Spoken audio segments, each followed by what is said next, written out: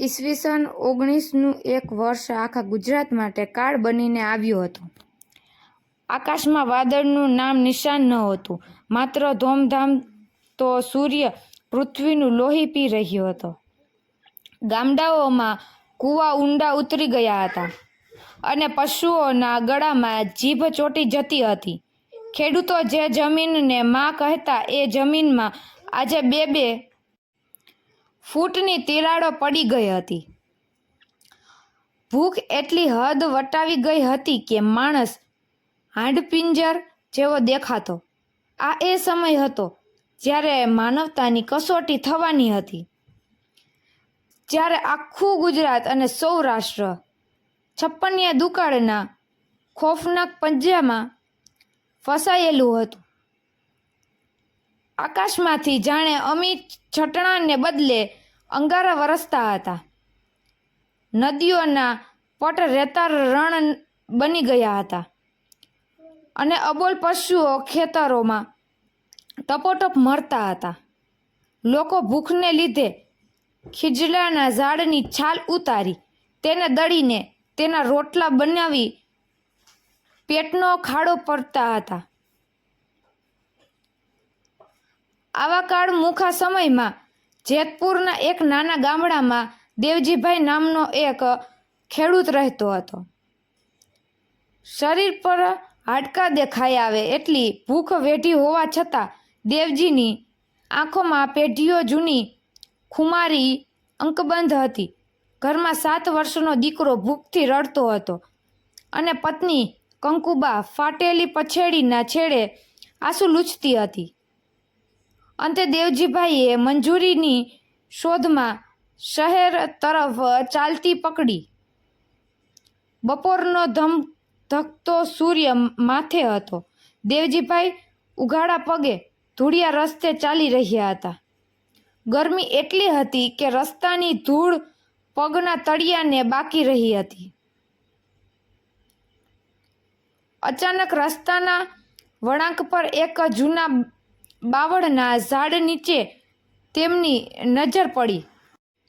ત્યાં ધૂળમાં અડધી દટાયેલી એક પથ્થરી રંગની ચામડાની ભારે થેલી પડી હતી. દેવજીભાઈએ ધ્રુજતા હાથે થેલી ઉપાડી. થેલી ખાસ્સી વજનદાર હતી. જેવી તેમણે થેલી ખોલી તેમની આંખો અંજાઈ ગઈ.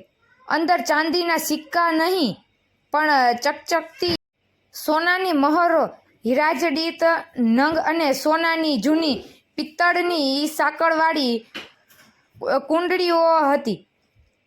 આ ધન એટલું હતું કે દેવજીનો આખો સંસાર ફરીથી હર્યો ભર્યો થઈ જાય.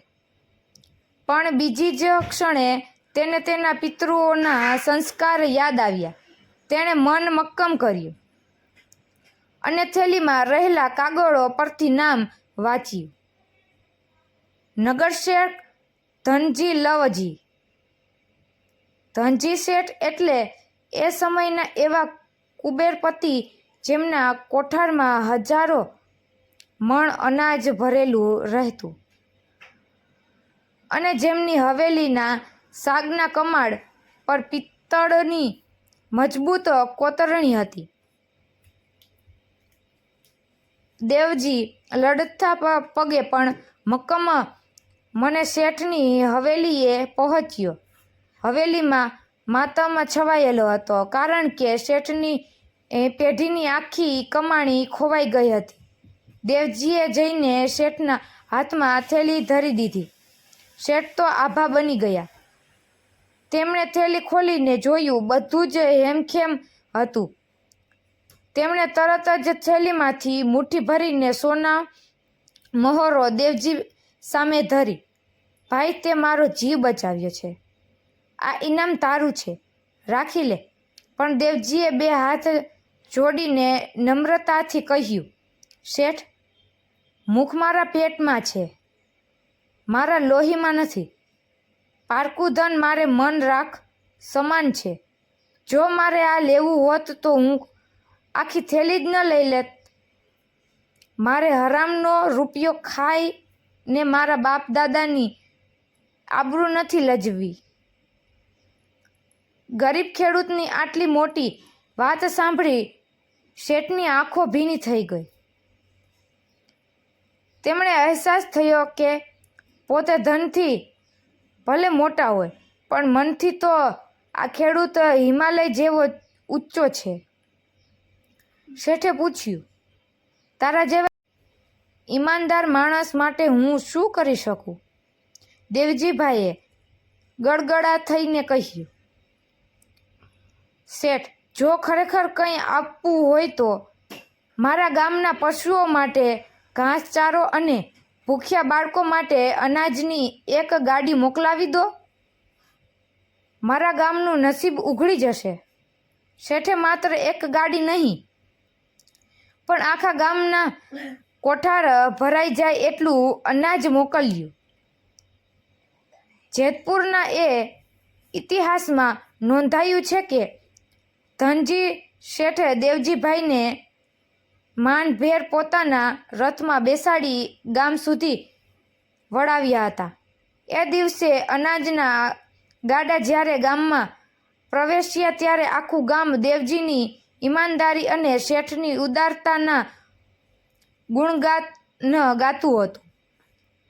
સમય ગમે તેટલો કઠિન હોય પણ જે માણસ પોતાની નીતિ અને ઈમાનદારી નથી છોડતો, કુદરત પણ તેને સાથ આપે છે. તો મિત્રો, કેવી લાગી આ વાર્તા? જો સારી લાગી હોય તો શેર કરો, લાઈક કરો અને સબસ્ક્રાઈબ કરો.